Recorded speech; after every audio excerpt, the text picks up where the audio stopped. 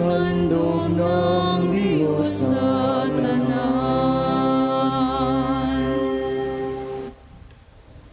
Sa ngalan ng Ama, ng Anak at ng Espiritu Santo. Amen. Sumainyo ang Panginoon. At sumainyo rin. Magandang umaga po sa inyong lahat. Welcome po sa Pambansang Dambana at Parokya ni Santo Padre Pio. Ngayon po ay Huwebes sa ika-24 na linggo sa karaniwang panahon. Kaisa ng lahat ng ating mga intensyon, ipanalangin po natin ang lahat ng mga nagpamisa, ang mga nagdiriwang ng kaarawan at anibersaryo sa araw na ito, ang mga patuloy na dumudulog kay Santo Padre Pio para sa kanilang mga kahilingan at karamdaman, at para sa kapayapaan ng kaluluwa ng lahat ng ating mga yumao. Aminin po natin ang ating mga kasalanan upang tayo'y maging marapat gumanap sa banal na pagdiriwang.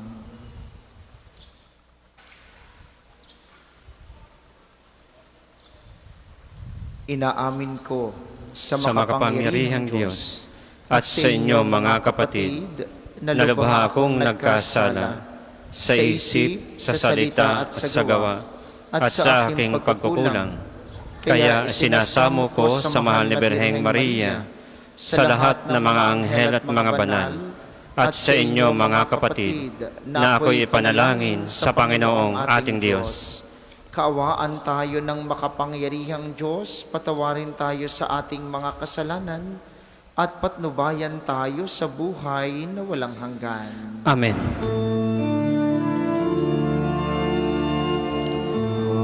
Panginoon, kaawaan mo kami, kaawaan mo kami. Panginoon, kaawaan mo kami, kaawaan mo kami. Kristo, kaawaan mo kami, kaawaan mo kami. Kristo, kaawaan mo kami, kaawaan mo kami. Panginoon, kaawaan mo kami, kaawaan mo kami.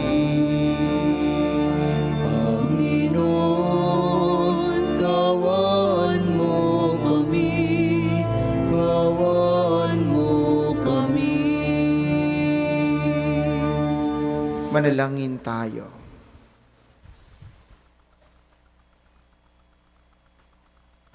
Ama naming makapangyarihan, ikaw ang lumikha at tagapamahala ng tanang umiiral. Tunghayan mo kami upang ang iyong away aming maranasan at ipagkaloob mong ikaw ay aming wagas na mapaglingkuran sa pamamagitan ni Hesukristo, kasama ng Espiritu Santo, magpasawalang hanggan. Amen.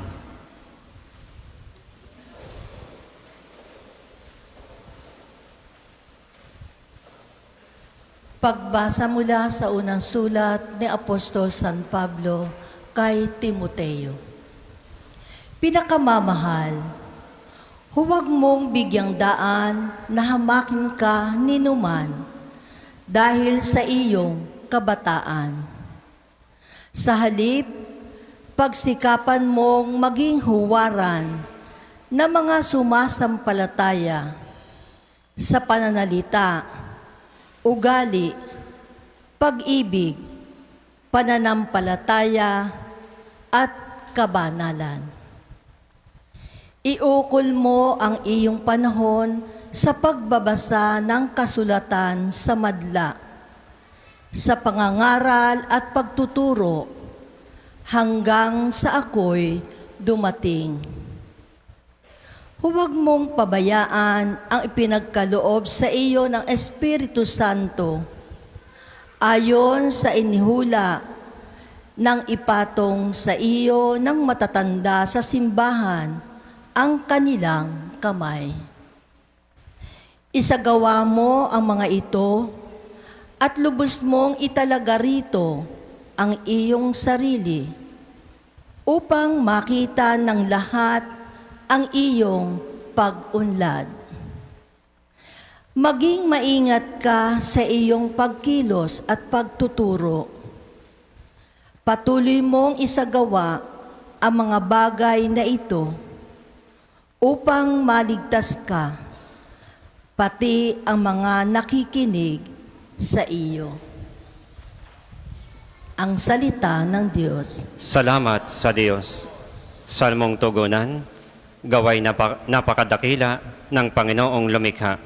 Gaway napakadakila ng Panginoong lumikha. Ang gawa ng Diyos matuwid at tapat, at maaasahan lahat niyang batas. Ito ay lalagi at di magwawakas, pagkat ang saligay, totoo at matapat. Gaway napakadakila ng Panginoong lumikha. Kaligtas ay dulot sa mga hinirang, may ipinangakong walang hanggang tipan. Banal at dakila ang kanyang pangalan. Gaway napakadakila ng Panginoong lumikha. Ang taong may nais na siya'y dumunong, sa poon matakot, yaong taong iyon. Sa palasunurin ay tapat ang hatol, at pupurihin pa sa buong panahon. Gaway napakadakila ng Panginoong lumikha. Magsitayo pong lahat.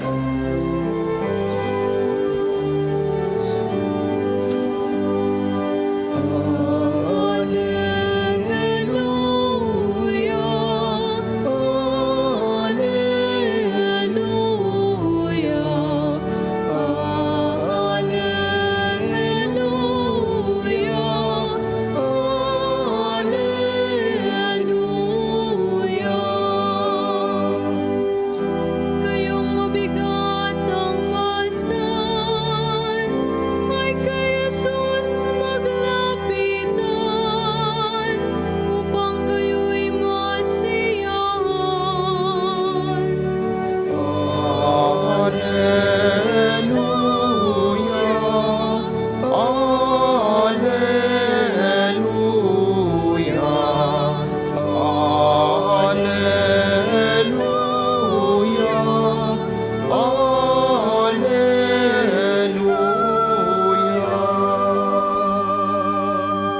Sumainyo ang Panginoon. At sumainyo rin. Ang mabuting balita ng Panginoon ayon kay San Lucas. Papuri sa iyo, Panginoon.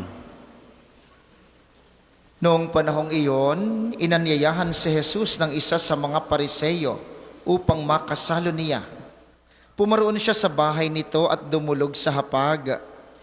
Sa bayan namang iyon ay may isang babae na kilalang makasalanan. Nabalitaan niyang kumakain si Jesus sa bahay ng Pariseyo, kaya't nagdala siya ng pabangong nasa sisidlang alabastro. At lumapit siya sa likuran ni Jesus sa gawing paanan. Siya'y nanangis at nabasa ng kanyang luha ang mga paan ni Jesus. Pinunasan niya ang mga ito ng kanyang buhok, hinagkan at pinahiran ng pabango. Nang makita ito ng Pariseyong nag-anyaya kay Jesus, nasabi nito sa sarili, kung talagang propeta ang taong ito, alam niya kung sino at kung anong uri ng babae ang humihipo sa kanya, isang makasalanan.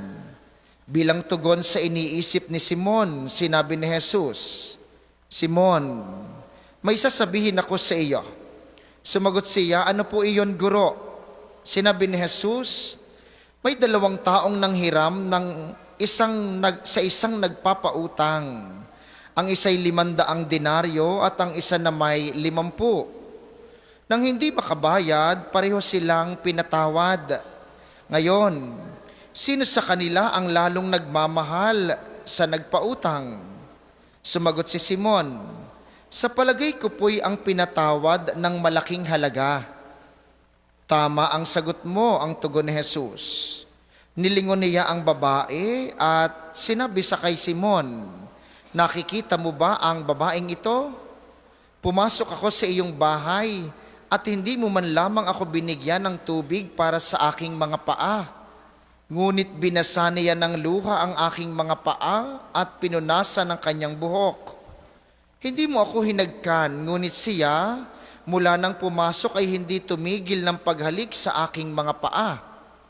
Hindi mo pinahira ng langis ang aking ulo, subalit pinahira niya ng pabango ang aking mga paa. Kaya't sinasabi ko sa iyo, ang malaking pagmamahal na ipinamalas niya ang nagpapatunay na ipinatawad na ang marami niyang kasalanan.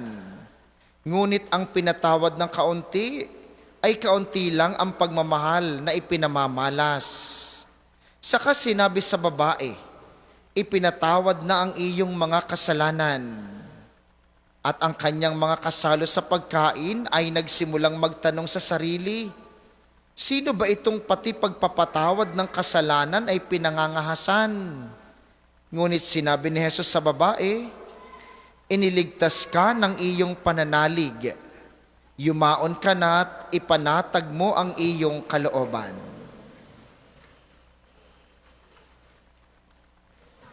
Ang mabuting balita ng Panginoon.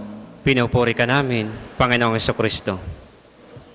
Muli po, magandang umaga sa inyong mga naririto sa atin sa pambansang dambana, gayon din sa mga patuloy na nakikiisa sa atin via live streaming, lalo't higit ang mga kababayan nating OFW. Mga minamahal, paano po kayo humingi ng tawad? Paano kayo mag-sorry? Paano nyo inaamin na nagkakamali kayo? Sa kabilang banda, kapag ka ikaw naman ang pinagkasalanan, anong inaasahan mo sa taong nagkasala sa iyo? Anong inaasahan mo sa mga taong nagkamali sa iyo? Sabi ng mundong ito, kapag ka nagkasala sa iyo, dapat humingi ng tawad. Dapat sabihin sorry. Pero sabi ni Jesus, hindi kailangan laging magsalita. Sa napakahabang mabuting balita ngayon, ang babaeng makasalanan ay walang sinabing isamang salita. Pero siya'y puno ng pagpapakita ng pagmamahal. Maraming taong nagkakasala sa atin. At minsan nagkakasala din tayo. Sa pamilya, may isang kaugalian at kultura na madalas hindi naman sinasabi, pero nararamdaman. Kapag ka nagkakasala ang mag-asawa sa kanyang asawa, minsan hindi naman umiimik ng sorry. May ibinibigay na lang, may ginagawa na lang. Sa pamilya, kapag nagkakasala ang mga anak, minsan hindi humihingi ng sorry. Minsan hindi nagchat-chat, hindi nagme-message. May ginagawa na lang. Yun ang mas malalim na level ng paghingi ng tawad.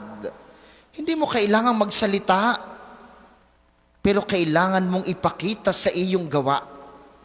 Ang babaeng makasalanan sa mabuting balita ay walang sinabi kaunti man, pero ang buong kwento ng mabuting balita ay umikot sa kanyang mga ginawa. Siya'y nanangis. Ang pagluha ay tanda ng paghingi ng tawad, ng pagsisisi sa kasalanan. Kaya kung tayo nagkakasala, dapat tayo ay humihingi ng tawad at minsan tayo dapat ay napapaiyak dahil sa ating mga kasalanan. Siya'y nagpunas ng buhok sa paanan ni Jesus. Nilagyan niya ng pabango. Gumastos ang babaeng ito. Mamahaling pabango dahil nakalagay sa alabastro. Pero hindi niya alintana. Bakit?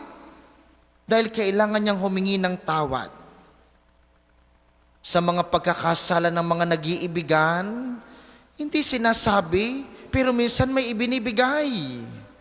At minsan, alam ang paborito mong pagkain na dadalhin sa iyo. Mapapangiti ka na lamang. Hindi kailangan magsalita. Pero sa gawa, totoong humihingi ng tawad. Paano po tayo humihingi ng tawad sa Diyos? Siyempre, nangungumpisal tayo. Totoo po iyon. Madalas ang marami sa atin nagdadasal. maraming sinasabi. Pero mga minamahal, ang Diyos, hindi kailangan ng maraming sinasabi. Kapag ako'y nagpapakumpisal, at ang nangungumpisal ay Father, ako po ay nakapagsalita ng masama. Paano naman po yung aking apo? Ay kulit na kulit. Sinabi ko ng huwag, ay dali pa rin. Ako ho'y nagagalit sa pagpapakumpisal. Lalo na sa mga matatanda. Alam ba niyo pag nagpapakumpisal ng bata, Father, ako po'y nagsinungaling, nanuntok, nangopya, nagsalita ng masama, wala na po. Kapag ka ang matanda nangumpisal, Father, ako'y nagalit. Pero naman ang aking manugang, abay sinabi ko ng ganito, ay gayon pala. Hindi natin kailangan magpaliwanag sa harap ng Diyos. Dahil hindi kailangan ng Diyos ang paliwanag natin. Ang gusto niya lang, aminin mo ang iyong kasalanan. Tapos, dahil kahit kailan, hindi nagtatanong ang Diyos kung bakit ka nagkasala. Ni hindi mag-uusisa ang Diyos kung bakit paulit-ulit mong ginagawa ang iyong kasalanan. Ang mahalaga lang sa Kanya, aminin mo ang iyong kasalanan at gumawa ka ng paraan para unti-unting maiwasan ang pagkakasala. Yun ang mas mahalaga sa Diyos, hindi ang maraming paliwanag. Kaya mga minamahal, sa harap ng Diyos, hindi natin kailangan ng maraming salita. Sa harap ng Diyos, kailangan natin ang pagpapakita ng gawa. At ito po'y madalas niyong marinig sa akin. Sisimba tayo, magdadasal tayo, tayo papikit-pikit pa sa Ama namin, at tayo totoong luhod na luhod. Tapos pag uwi naman, hindi naman makapagpatawad. Pag-uwi naman galit pa rin sa manugang. Pag-uwi naman galit pa rin sa bianan. Pag-uwi naman chismosa pa rin. Uy, anong nangyari sa pagdadasal? Ay, ang gusto ng Diyos, kilos, gawa. Unti-unti lang. Hindi naman agad-agad. O wala hong pagkasimbay pinakamabait na. Walang ganoon. Hindi tayo magsisinungaling uli sa isang araw. Makikipagchismisan ka uli sa kamakalwa, magagalit ka uli, pero gusto ng Diyos, unti-unti tayong may ginagawa upang makahingi ng tawad at makapagbalik loob sa Kanya. Yun ang ninanais ng Diyos, hindi ang maraming salita. Masasayang ang maraming pagrorosaryo, masasayang ang maraming pagnonobena, masasayang ang maraming pagpipilgrimage, kung sa sasakyan pa lamang pag-uwi, magkakagalit na kayo. Hindi ko napapansin yun sa mga nagpipilgrimage. Dito sa atin, marami nagpipilgrimage. Yung mga jeep-jeep, bus-bus, hindi pa naalis sa parking, magkakagalit na. Alam niyo kung bakit? Abay, usapan ay aalis ng alas 10:30. Alas 11 na wala pa, namimili, naihi. Yun, pag akyat sa bus, magkakagalit. Di kayo sayang. Tiga ho, ay ano man ang gawin natin dito kung hindi naman nakikita sa ating gawa? Sayang. At yun ang aral ng babaeng makasalanan. Walang sinabi, pero puno ng pagmamahal. Pagmamahal na nagdulot sa kanya ng paggawa upang magkamit ng kapatawaran. Tayo rin sa ating pagnanais na makadulog sa Panginoon, ibulong niyo po mamaya kay Kristo pagtanggap ninyo sa banal na komunyon. Sabihin ninyo, Panginoon, hayaan mo pong ako'y makapagbahagi ng pagmamahal sa aking kapwa. Tanda ng aking pagnanais na makapagbalik loob sa inyo. Hayaan mo ang aking mga sinasabi, ang aking mga dinadasal ay magbunga ng malaking pagmamahal sa kapwa, nang sa gayon, maramdaman nila sa pamamagitan ko na ang iyong pagpapatawad ay nagpapatuloy, ikaw na laging nakauunawa sa aming mga kahinaan. Para po sa mga maghahandog ng sobre, pakihulog na lamang po sa buslo.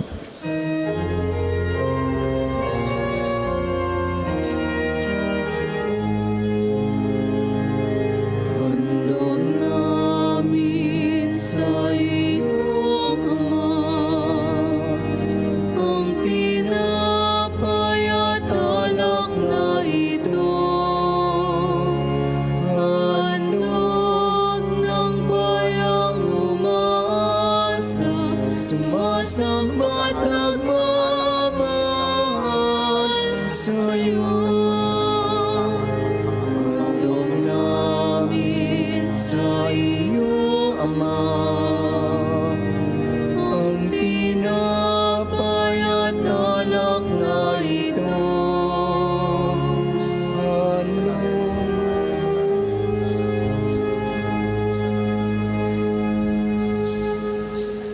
Magsitayo po lahat. Manalangin kayo mga kapatid upang ang paghahain natin ay kalugdan ng Diyos amang makapangyarihan. Tanggapin nawa ng Panginoon itong paghahain sa iyong mga kamay, sa kapurihan niya at karangalan sa ating kapakinabangan at sa buong sambayanan niyang banal. Ama naming lumikha, maawain mong dinggin ang aming mga pithaya at paunlakan mo ang paghahaing aming inihanda upang ang mga handog ng bawat isang nagbigay para sambahin ang banal mong ngalan ay magkamit ng karagdagan mong kasiyahan sa pamamagitan ni Hesu Kristo, kasama ng Espiritu Santo magpasawalang hanggan. Amen. Sumainyo ang Panginoon. At sumainyo rin. Itaas sa Diyos ang inyong puso at diwa. Itinaas na namin sa Panginoon. Pasalamatan natin ang Panginoong ating Diyos. Marapat na siya ay pasalamatan. Ama naming makapangyarihan, tunay ngang marapat na ikay aming pasalamatan. Pinagbibigyan mong ito'y aming maihayag, kahit na ito'y walang anumang maidaragdag sa kadakilaang sa iyo ay likas. Sa pagpupuri namin ang nakikinabang ay kami ring iyong pinakikiharapan sa pamamagitan ng iyong anak na minamahal. Kaya, kaysa ng mga anghel na nagsisiawit ng papuri sa iyo ng walang humpay sa kalangitan, kami nagbubunyi sa iyong kadakilaan.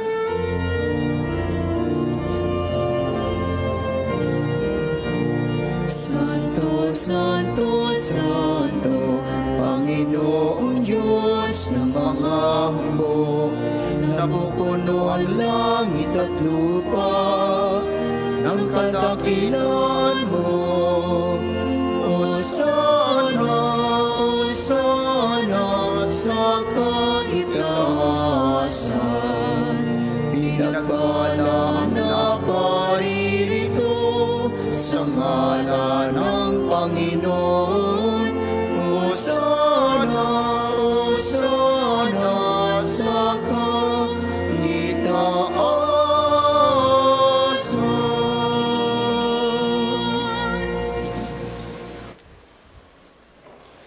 Ama naming banal, ikaw ang bukal ng tanang kabanalan, kaya't sa pamamagitan ng iyong Espiritu gawin mong banal ang mga kaloob na ito, upang para sa amin ay maging katawan at dugo ng aming Panginoong Hesu Kristo.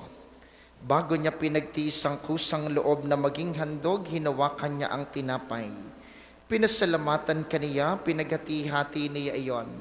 Iniabot sa kaniyang mga alagad at sinabi, "Tanggapin ninyong lahat ito at kanin. Ito ang aking katawan na ihahandog para sa inyo."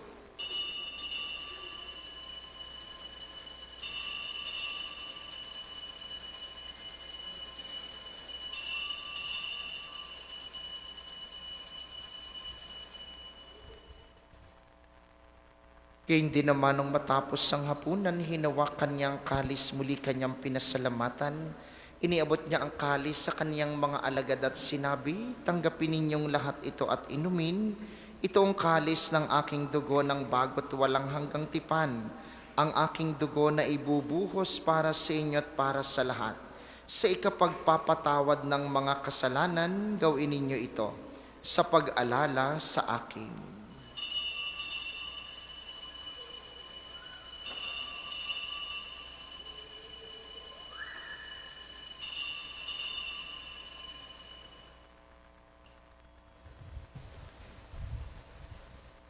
Ipagbunyi natin ang misteryo ng pananampalataya. Si Kristo'y namatay, si Kristo ay nabuhay, si Kristo'y babalik sa wakas ng panahon.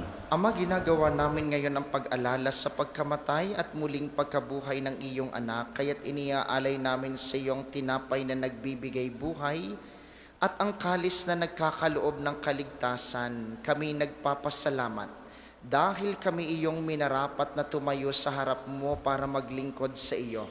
Isinasamo namin kaming magsasalo-salo sa katawan at dugo ni Kristo ay mabuklod sa pagkakaisa sa pamamagitan ng Espiritu Santo. Ama, lingapin mo ang iyong simbahang laganap sa buong daigdig. Puspusin mo kami sa pag-ibig kaisa ni Leon na aming Santo Papa at ni Gilbert na aming obispo at ng Tanang Kaparian. Alalahanin mo rin ang mga kapatid naming nahimlay ng may pag-asang sila'y muling mabubuhay. Gayon din ang lahat ng mga pumanaw, kaawaan mo sila't patuloyin sa iyong kaliwanagan. Kaawaan mo at pagindapatin kaming lahat na makasalo sa iyong buhay na walang wakas. Kaisa ng mahal na Birheng Maria, ang ina ng Diyos, ni San Jose na kanyang esposo, kaisa ng mga apostol at ng lahat ng mga banal na namuhay dito sa daigdig ng kalugod-lugod sa iyo. Maipagdiwang nawa namin ang pagpupuri sa ikararangal mo sa pamamagitan ng iyong anak na aming Panginoong Heso Kristo. Sa pamamagitan ni Kristo kasama niya at sa Kaniya ang lahat ng parangal at papuri ay sa iyo, Diyos amang makapangyarihan kasama ng Espiritu Santo, magpasawalang hanggan. Amen. Amen. Amen. Sa tagumpili ng mga nakagagaling na utos at turo ni Jesus na Panginoon natin at Diyos, ipahayag natin ng lakas loob.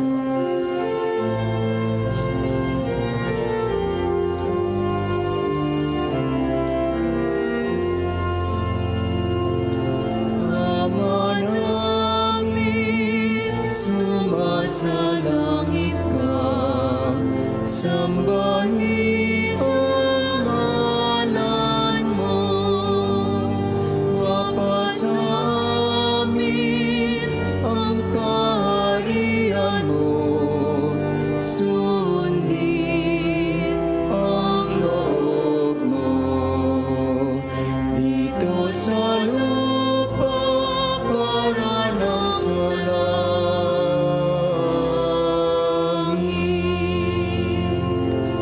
Bigyan mo kami ngayon ng aming kakanin sa araw-araw at patawarin mo kami sa aming mga sala para ng pagpapatawad namin sa nakakasala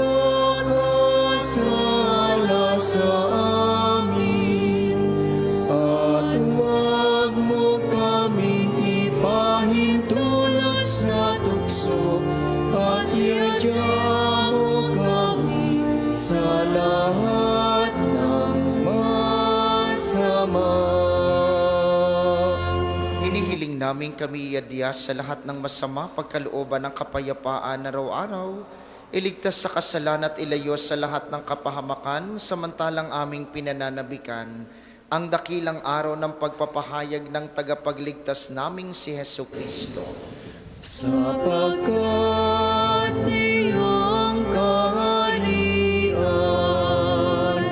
at ang kapangyarihan at ang kapurihan magpakailanman. Amen. Panginoong Heso Kristo, sinabi mo sa iyong mga apostol, kapayapaan ang iniiwan ko sa inyo, ang aking kapayapaan ang ibinibigay ko sa inyo.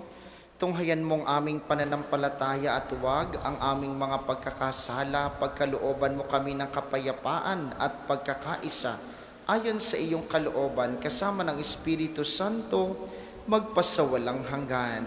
Amen. Ang kapayapaan ng Panginoon ay laging sumainyo. At sumainyo rin. Magbigayan kayo ng kapayapaan sa isa't isa. Kordero ng Diyos na nag-aalis ng mga kasalanan ng sanlibutan, maawa ka sa amin. Kordero ng Diyos na nag-aalis ng mga kasalanan ng sanlibutan, maawa ka sa amin. Kordero ng Diyos na nag-aalis ng mga kasalanan ng sanlibutan, ipagkaloob mo sa amin ang kapayapaan. Kung hindi po kayang lumuhod, ay manatili pong nakatayo ng may paggalang.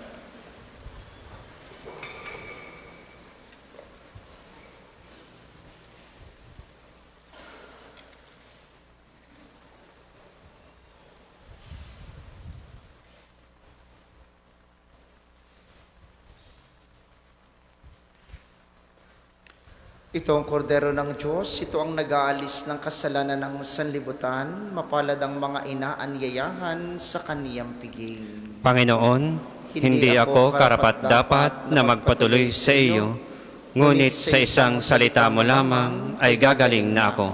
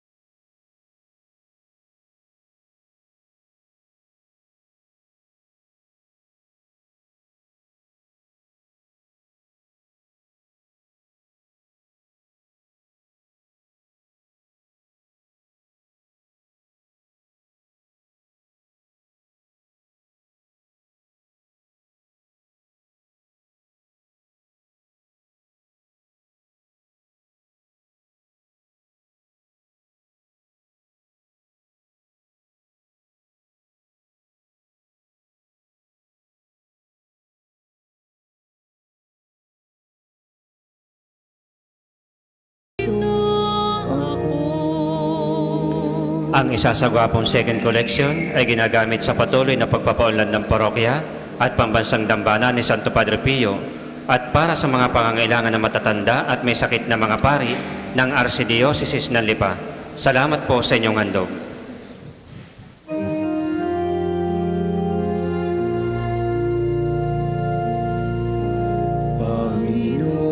Panginoon, narito ako. Gawin mo sa akin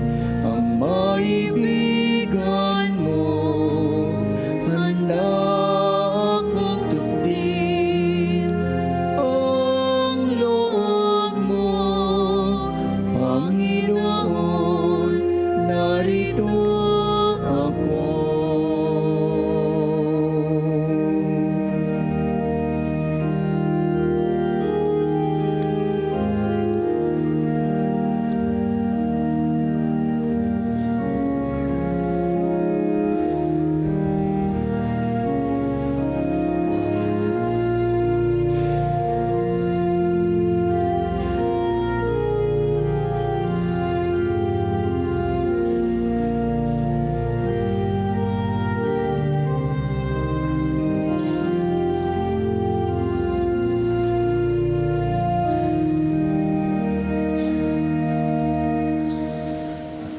Magsitayo po lahat.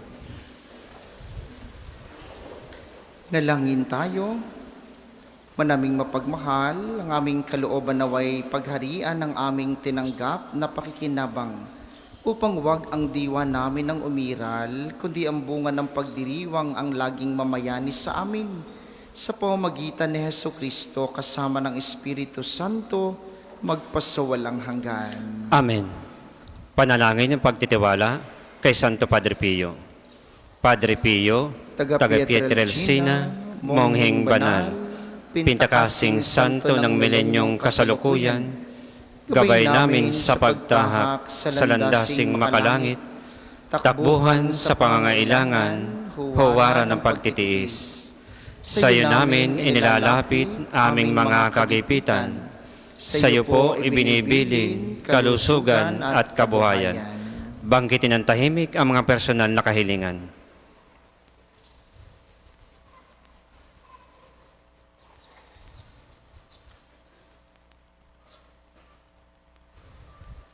Di mang karapat-dapat, kami po ay pagbigyan, bendisyonan at basbasan, maging ganap sa buhay. Lumayo nawa kami, umiwas sa kasalanan, lumapit lagi sa Diyos, maging matatag at matibay. Sa mabuting balita ng pagliligtas, turuan mo kami nawa. Sa tuwi na makinig, magnilay at sumampalataya. Amin pong pakiusap itong mga kahilingan. Puso ay nagsisisi, nagtitikang taimtiman. Di na muling magkasala, sunod lagi sa Diyos Amang, kaisa ng Espiritu at ni Jesus na tagapamagitan. Amen. Panalangin para sa pagkakamit ng indulhensya plenarya ngayong taon ng Jubileo. Sumasampalataya ako sa Diyos Amang makapangyarihan sa lahat na may gawa ng langit at lupa. Sumasampalataya ako kay Jesucristo, iisang anak ng Diyos, Panginoon nating lahat. Nagkatawang tao siya na lang ng Espiritu Santo, ipinanganak ni Santa Mariang Birhen, pinagpakasakit ni Poncio Pilato, ipinako sa krus, namatay, inilibing, nanaog sa kinaroroonan ng mga yumao. Nang may ikatlong araw, nabuhay na maguli, umakyat sa langit, naluluklok sa kanan ng Diyos Amang makapangyarihan sa lahat. Doon magmumulang paririto at hukom sa nangabubuhay at nangamatay na tao. Sumasampalataya naman ako sa Diyos Espiritu Santo, sa banal na simbahang Katolika, sa kasamahan ng mga banal, sa kapatawaran ng mga kasalanan, sa pagkabuhay na magmuli ng nangamatay na tao, at sa buhay na walang hanggan. Amen.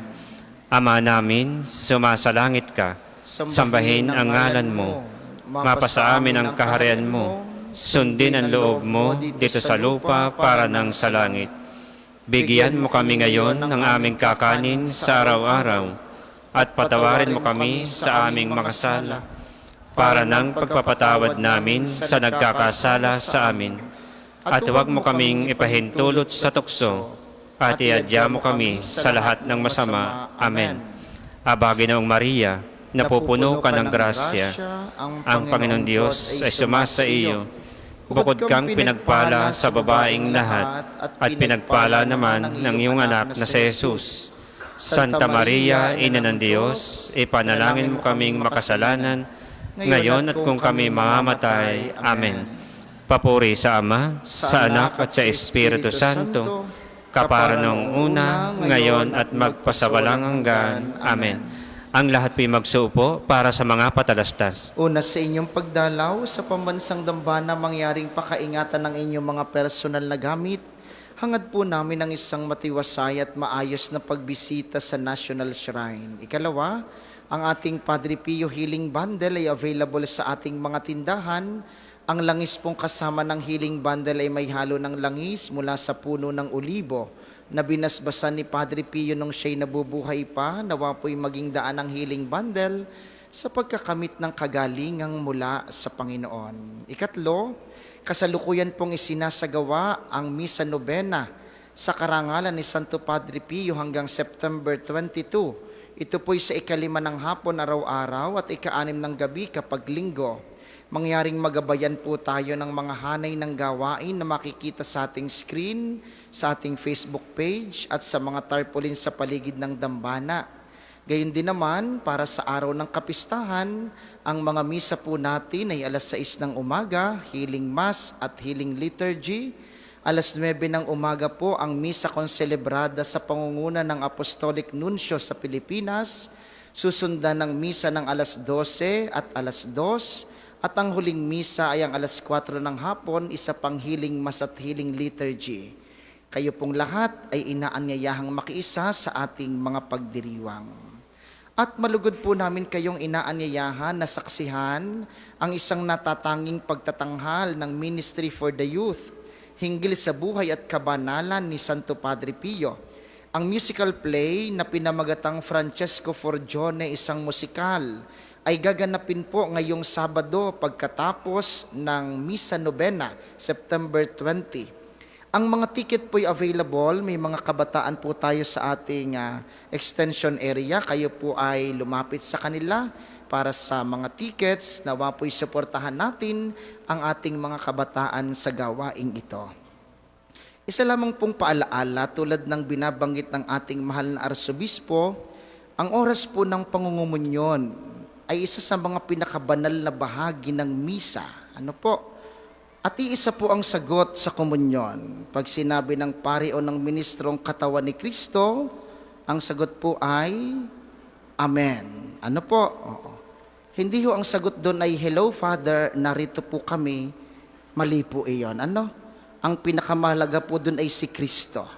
Ang pagbati ninyo sa pari o sa mga ministro ay gagawin natin pagkatapos ng misa.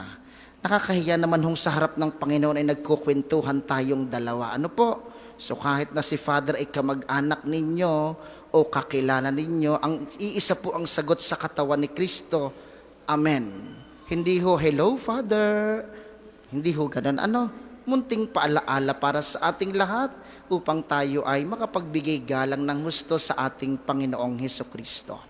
Maraming salamat po sa inyong lahat. Ang ating sunod na misa mamayang alas 12 ng tanghali. Inaasahan po namin na inyong pananatilihin ang kalinisan, katahimikan at diwa ng pananalangin sa loob at labas ng ating simbahan. Magsitayo na po lahat para sa pagbabasbas ng religious articles. Mga kapatid, manalangin tayo sa Diyos sa makapangyarihan upang tayo'y maging kawangis ni Kristo sa taimtim na pagdalangin sa tulong ng mga larawan at mga dasalan. Inyo pong hahawakan ang inyong mga nais pabasbasan. Manalangin tayo. O Diyos, ikaw ang bukal ng lahat ng pagpapala at biyaya. Ibuhos mo po ang iyong bendisyon sa mga gamit na ito sa pananalangin ng mga rosaryo, imahen, dasalan, healing rub, miracle oil, mga healing bundles na nagpapaalala ng iyong kabutihan, kabanalan at pagmamahal sa amin upang ang lahat na dumulog at magdasal gamit ang mga ito ay magtamo ng iyong awat biyaya. Loobin mong tularan namin ang kabanalan at aral ni Kristo at ng mga santo magpasawalang hanggan. Amen. Ama namin, sumasalangit ka, sambahin ang ngalan mo, mapasa amin ang kaharian mo, sundin ang loob mo dito sa lupa para nang sa langit. Bigyan mo kami ngayon ng aming kakanin sa araw-araw at patawarin mo kami sa aming mga sala para nang pagpapatawad namin sa nagkakasala sa amin. At huwag mo kaming ipahintulot sa tukso at iadya mo kami sa lahat ng masama. Amen. Aba, Ginoong Maria, napupuno ka ng grasya, Ang Panginoong Diyos ay sumasa iyo. Bukod kang pinagpala sa babaeng lahat, at pinagpala naman ang iyong anak na si Jesus. Santa Maria, Ina ng Diyos, ipanalangin mo kami makasalanan, ngayon at kung kami mamamatay. Amen. Ama namin, sumasalangit ka, sambahin ang ngalan mo, mapasa amin ang kaharian mo, sundin ang loob mo dito sa lupa para nang sa langit. Bigyan mo kami ngayon ng aming kakanin sa araw-araw, at patawarin mo kami sa aming mga sala, para nang pagpapatawad namin sa nagkakasala sa amin, at huwag mo kaming ipahintulot sa tukso, at iadya mo kami sa lahat ng masama. Amen. Luwalhati sa Ama, sa Anak at sa Espiritu Santo, kapara noong una, ngayon at magpasawalang hanggan. Amen.